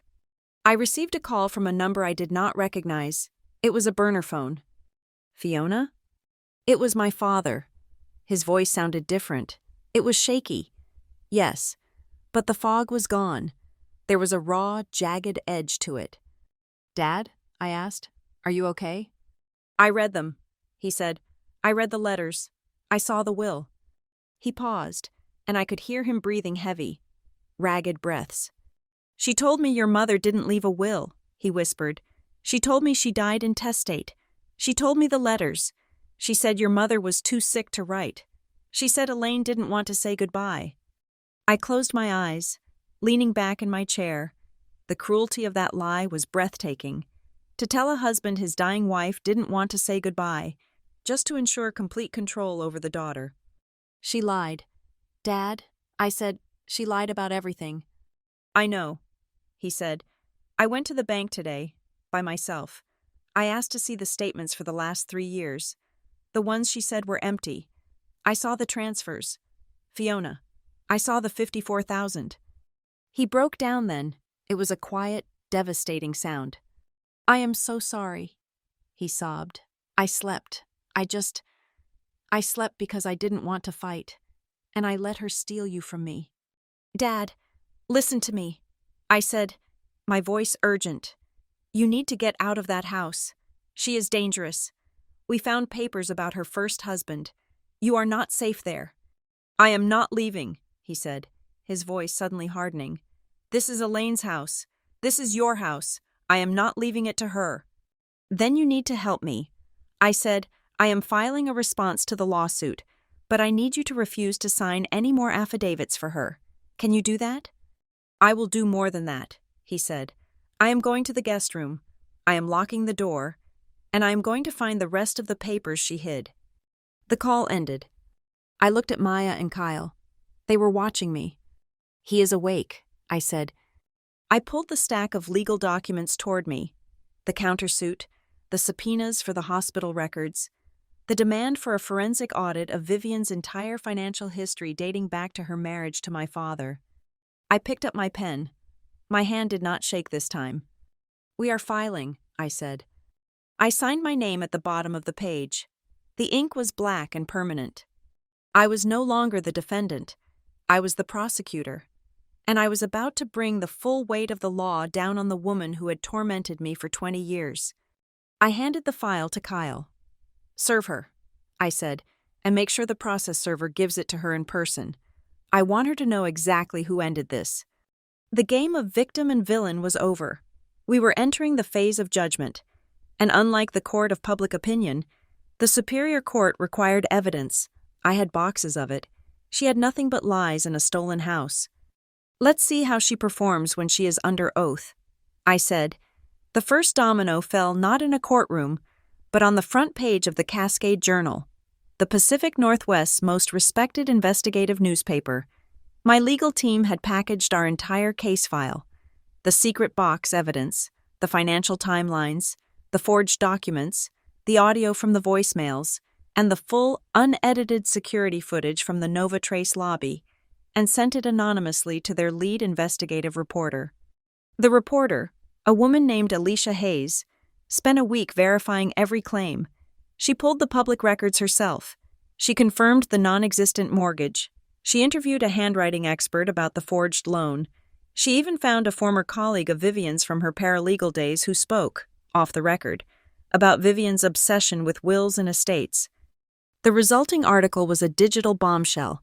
It dropped online at 6 a.m. on a Thursday. The headline was brutal in its precision. From ungrateful daughter to forged will, the truth behind a Harbor County family lawsuit. The article was a systematic dismantling of Vivian's entire narrative. It began with the TikTok video, the story of the heartless millionaire daughter. Then, paragraph by paragraph, it introduced the evidence. Public records confirm the mortgage on the Harbor Falls home was satisfied in full 8 years ago, contradicting claims of a new mortgage used to solicit funds. Bank records provided to the Journal show a pattern of 36 consecutive payments of $1,500, totaling $54,000, from Fiona Nichols to her stepmother, Vivian Hale. These payments, intended for medical support, directly correlate with high-end retail purchases, spa weekends, and an Alaskan cruise documented on Hale's public social media. The centerpiece of the countersuit is a document, the original, notarized will of Elaine Nichols, the defendant's late mother. The will, allegedly concealed for over a decade, bequeaths the family home directly to Fiona Nichols upon her 25th birthday. The article even mentioned the catalyst, a detail that made the story unforgettable. A trove of documents, referred to in the legal filings as the secret box, which was reportedly dragged from beneath Vivian Hale's bed by the family's elderly dog, Ranger. But the most damning piece was the side-by-side comparison. The reporter had embedded the TikTok video. Next to it, she embedded the full, unedited security footage from the Nova Trace lobby. In the TikTok version, I was a cold, silent villain. In the full version, the audio was clear. You could hear me, calm and professional. State the facts. I have spoken to the hospital. His copay is $20 a month. You could hear me ask, "Where is the $54,000? Vivian?" You could see me not reacting, not yelling, simply standing my ground as Vivian and her niece screamed. The effect was instantaneous. The court of public opinion, which had been so quick to condemn me, reversed its judgment with breathtaking speed. The comment section on the TikTok video, which had been a cesspool of hatred, was flooded with new comments. Wait, so the daughter was telling the truth the whole time? I've rewatched the security footage. The stepmom is a total fraud. This is classic gaslighting. She's weaponizing her tears. My mother does the same thing. That poor woman, $54,000, and the stepmom stole her inheritance. The dog knew. Team Ranger. The article was shared by advocacy groups for financial abuse. It was shared by mental health professionals specializing in narcissistic personality disorder. My story, Our Family's Ugly, Private War, became a public case study in a form of abuse that rarely gets a name. For Vivian, the social fallout was total. Harbor Falls was a small suburban community. Her entire identity was built on her reputation as a community pillar. The pastor at her church called her to discuss the troubling allegations. The garden club quietly removed her from their email list. The charity board she sat on called an emergency meeting and voted for her immediate dismissal, citing a morals clause. The women she took spa trips with, the ones who had praised her for sacrificing so much, suddenly stopped answering her calls. She was unfriended. She was ghosted. She was, in the social currency she valued, bankrupt. And then there was my father. He had locked himself in the guest room, refusing to speak to Vivian, but he couldn't avoid the world. Neighbors, who had once pitied him, began to text him. "Greg, did you see this? Greg, is this true?" Aunt Sarah, my mother's sister, showed up at the house. She wasn't there to support Vivian. She was there with the Cascade Journal article printed out in her hand. My father finally let her in. He told me about it later, on his burner phone. He said he sat at the kitchen table while Sarah read the article aloud to him. When she got to the part about the letters from my mother, stolen from me, he said he finally understood. It wasn't just money. Fiona. He wept into the phone. That's just paper. But she stole your mother's voice. She let me believe my wife died without a final word to you. She let me live in that silence for 20 years. That's the part I can't forgive. He had finally, truly woken up. He was no longer a pawn. He was a witness. The lawsuit they had filed against me collapsed. Their lawyer, seeing the mountain of evidence and the public relations nightmare, filed a motion to withdraw from the case, citing irreconcilable differences with his client. Vivian was left with no legal representation, no social standing, and a countersuit for fraud and elder abuse barreling down on her. She was broken, she was cornered, and that is when she became most dangerous. My lawyer, Kyle, called me. She's willing to settle. Her new court-appointed attorney just called. She'll sign anything. She wants to avoid the criminal charges. I sat in my office in Denver. The path had split. Path 1 was justice. I could push. I had the evidence to pursue criminal charges for forgery, wire fraud, and mail theft. She would likely go to prison. It would be a definitive, public execution of her entire life. It would be what she deserved. Path 2 was peace, a settlement, a civil agreement that would end this, quietly and quickly. I thought about the 18-year-old girl, the one who had been beaten while her father slept. She wanted fire. She wanted retribution. She wanted to see Vivian's face in a mugshot. But then I thought about my father. He was a broken man. A public criminal trial would destroy what little was left of him. It would mean testifying. It would mean dragging him through every single moment of his weakness, his passivity, his failure. And I thought about my mother's house. I didn't want it to be Exhibit A in a criminal case. I just wanted it back. I had to choose. I don't want to destroy her, I said, and I was surprised to find I meant it. I just want her gone. I chose a conditional kindness, justice, but with an off-ramp. We drafted the settlement. It was not a negotiation. It was a list of terms for her surrender. 1. Vivian would withdraw her filial responsibility lawsuit, with prejudice.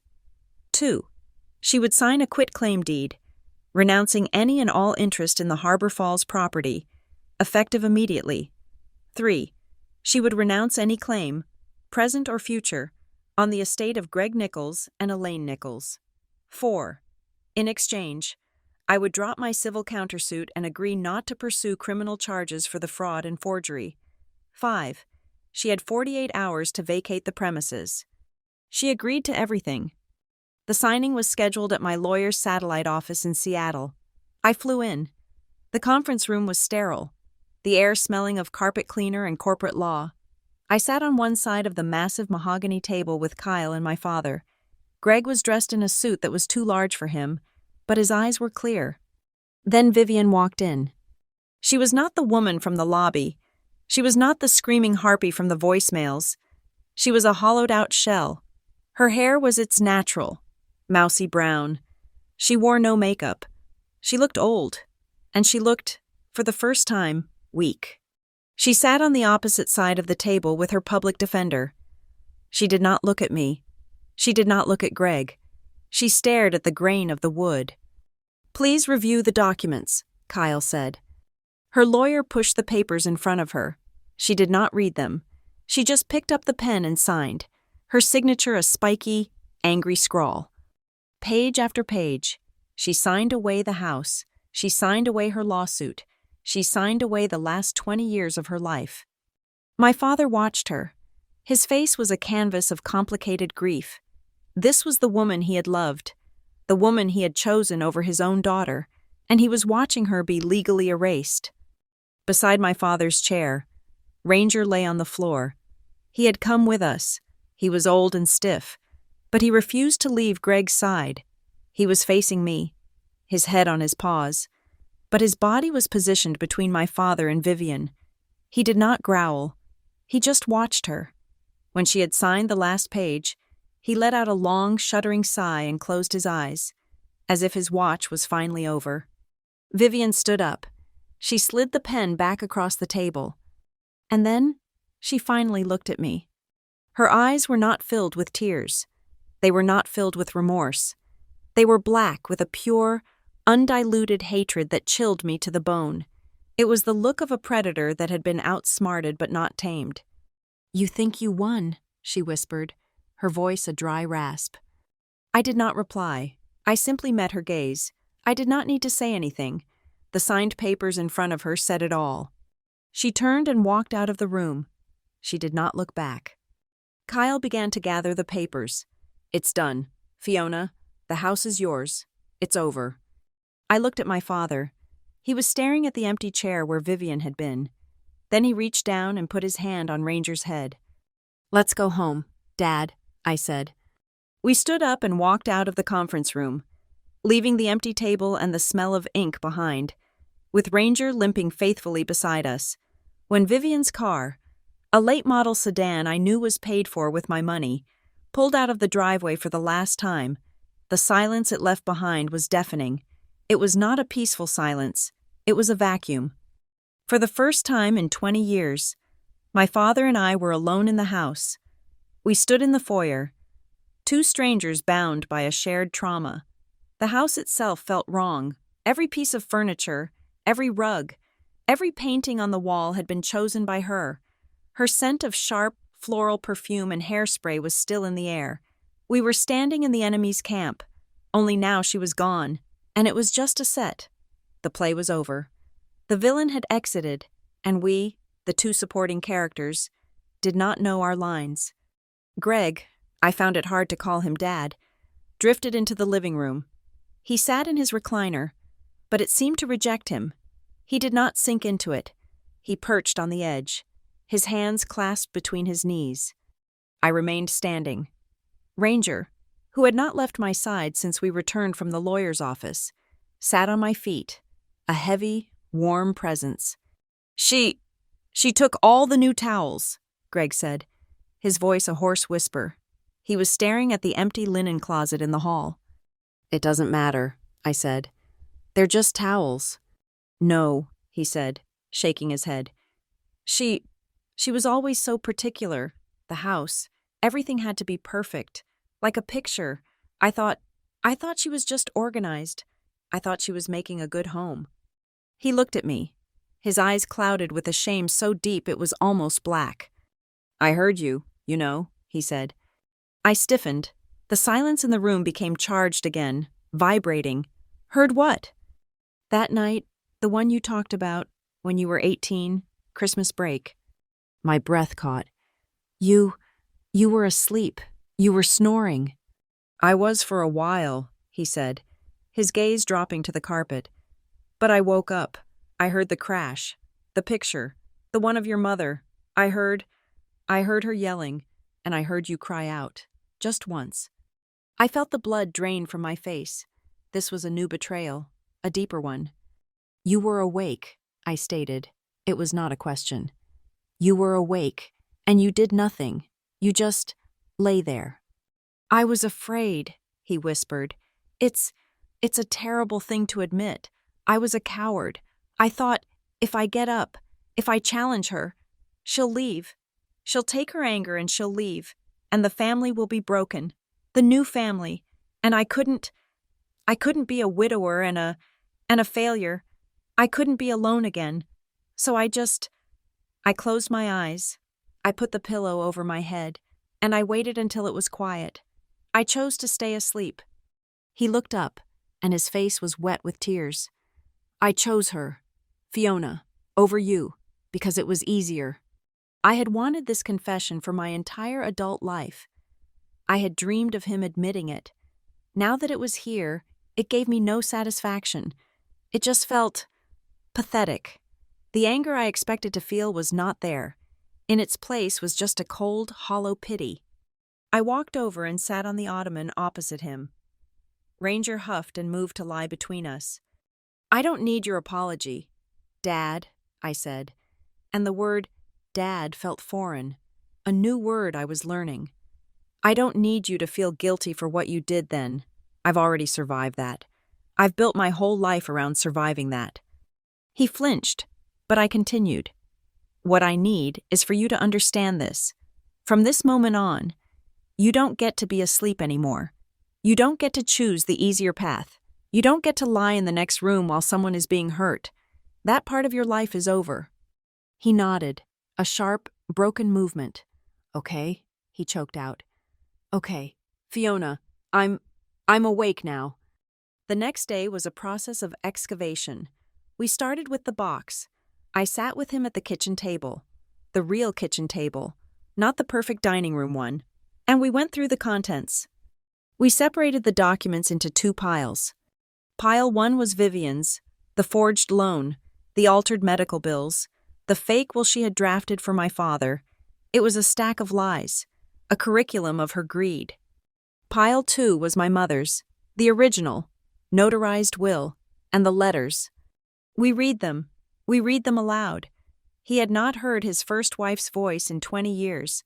I had never heard it at all. Not like this. We read about her hopes for me, her advice for my 16th birthday, her warning to trust my own eyes, her final, simple, "I love you, never forget how much." When we were done, my father was crying again, but these were different tears. They were not for himself. They were for my mother. They were for me. "She was so smart," he whispered, tracing his finger over her signature. She knew someone might try to tell you a different story." "She knew," I agreed. He looked at me, his eyes clear for the first time. "This house is yours, Fiona. It has been for 9 years, but I want to make it right. I'm going to a lawyer tomorrow. I'm making a new will, a real one, completely transparent, everything I have, my pension, the savings I've managed to hide from her, it all goes to you, and I want to set up a fund. With the money from your mother's trust, the one I never executed, we can do something good with it." I looked at the stack of fraudulent papers. I thought about the $54,000 I had sent. I thought about Vivian's first husband, Robert Miller, and the insurance payout she had burned through. "I know exactly what to do with it," I said. I spent the next week on the phone with my lawyers, not for a lawsuit, but to create a new entity, the Elaine Nichols Foundation for Financial Integrity. It would be a nonprofit dedicated to providing pro bono forensic accounting and legal aid to victims of familial financial abuse, specifically adult children and the elderly. My first client, I decided, would be my father. My firm, Nova Trace, would fund it indefinitely. On my last day in Harbor Falls, I took the secret box out to the back patio. It was a crisp, clear afternoon. I sat on the steps. I took my mother's will and her letters and placed them in my briefcase. They would go into a safe deposit box in Denver. The truth. Then I took pile 1, Vivian's pile. I had already made high-resolution scans of everything, filed away in the secret box folder on my secure server. The digital evidence would be kept, just in case. But the physical objects, they had no more power. I lit a match. I dropped it into a metal fire pit. I fed the forged loan to the flames. I watched the fake will turn black and curl into ash. I watched Vivian's lies, her manufactured debt, her entire false narrative, burn until there was nothing left. Ranger lay beside me on the warm concrete, his head on my knee. He watched the smoke rise, then let out a low, satisfied sigh. I stroked his old white head. "This time, old boy," I whispered, just to him. "This time, while he was asleep, you and I were awake, and we handled it." The back door slid open. My father stepped out. He was not wearing his old, defeated cardigan. He was wearing a new jacket. He looked solid. "I've been thinking," he said, standing beside me. "This house, it's full of her. The paint, the curtains. It's full of bad memories. Maybe we sell it. We sell it, and I can move to a small condo in Denver. Be near you. We could start over. Somewhere new. Somewhere she never touched." I looked at his face. He was offering to run away with me. It was the old Greg, the one who chose to flee rather than fight. I smiled, a small, real smile, and I shook my head. "She doesn't get to take this house from us. Dad," I said, "she already tried. She doesn't get to win by making us run. I don't need to run anymore. I stood up and looked at the house. My mother's house, my house. We just need to repaint, I said, and we need to call things by their right names. This isn't a house of bad memories. This is the house where my mother loved me. This is the house where you finally woke up. And this is the house where I finally won. He nodded slowly, a small smile of his own appearing. Okay, he said. We'll repaint. Later that evening, we took the wooden box.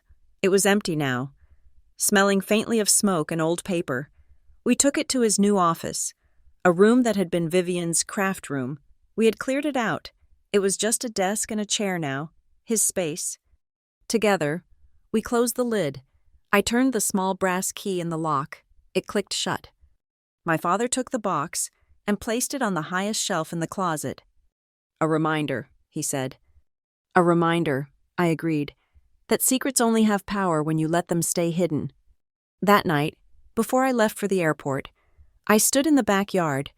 The sun was setting, painting the sky in violent, beautiful shades of orange and purple. Ranger came and stood beside me, leaning his heavy old body against my leg. I looked at the house, the same house where, 16 years ago, I had been knocked to the floor in the dark. I remembered the feeling of helplessness, the sound of the frame shattering, the suffocating silence of my father's closed door.